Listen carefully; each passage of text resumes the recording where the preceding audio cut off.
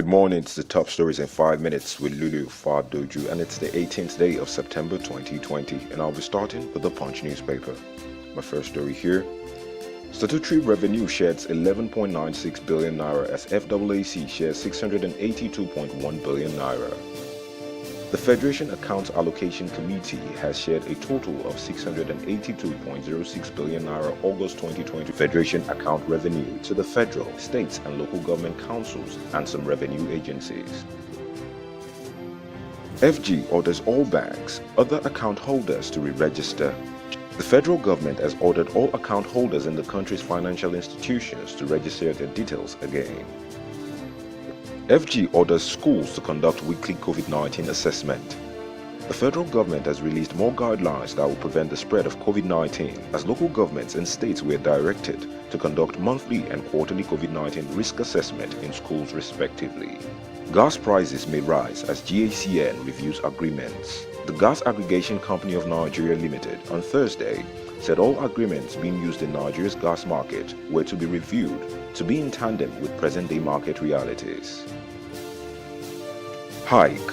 Electricity consumers to pay 417.09 billion naira in 4 months. That's from September to December. NERC also said that the power sector recovery plan provided for a gradual transition to cost-reflective tariffs with safeguards for the less privileged in the society, adding that full cost-reflective tariffs will be charged by July 2021. And now to the nation. Edo. Buhari warns against violence, rigging of poll. President Muhammadu Buhari has reiterated his commitment to credible elections. He warned against violence and lack of fairness in Saturday's governorship election. And still in Edo, no cause for worry, says INEC. Governors to subject Water Bill 2020 to Attorney General's review. Governors have resolved that each state's Attorney General and Commissioner of Justice will undertake a thorough analysis of the controversial National Water Resources Bill 2020 and related provisions before taking a joint position on the matter. Minister promises resolution of crisis as panel submits report. Education Minister Malam Adamu has said that the report and recommendations of the Special Visitation Panel that looked into the management crisis at the University of Lagos will be subjected to thorough scrutiny. But Gbajabiamila seeks measures to deter stealing of recovered assets. House of Representatives Speaker Femi Gbajabiamila has urged the federal government to adopt strict measures to prevent the stealing of recovered public assets by those in charge of them. We'll fight bandits to finish, says Chief of Air Staff. Chief of Air Staff Air Marshal Sadiq Abubakar has said the Nigerian Air Force will not relax its onslaught against bandits until criminals stop killing innocent civilians. Mining. Osun Assembly to enact law protecting host communities. Osun House of Assembly Speaker Timothy Owoye said on Thursday that the state will enact a law that will protect the interest of communities where mining activities are taking place. Shitu, Lanlane, others embrace reconciliation in Oyo APC. A notable group within the All Progressive Congress, the Unity Forum, comprising former Deputy Governor Moses Alake Adeyemo, ex-Minister of Communication Adebayo Shitu, Senator Olufemi Lanlane, Professor Adeolu Akande, and Adeniyi Akintola embraced reconciliation with the party. Ghana's death. Council chairman, traditional rulers flee to Makurdi.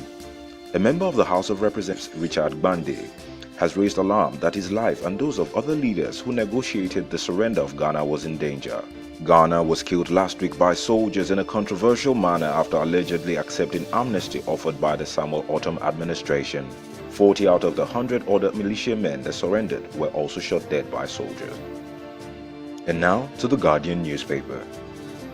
Buhari signs Police Bill 2020 into law. The bill repeals the Police Act Cap P19 law of the Federation 2004 and provides for a more effective and well-organized police force. FG launches database for recovered assets. Attorney General of the Federation and Minister of Justice Abubakar Malami yesterday publicly presented a central database for coordination and management of recovered looted assets. FG reviews treasury forms, other accounting source documents, that's from the Office of the Accountant General of the Federation. FG says COVID-19 curve flattening urges suspension of medics strike. We are well prepared for Edo-Ondo election, says INEC.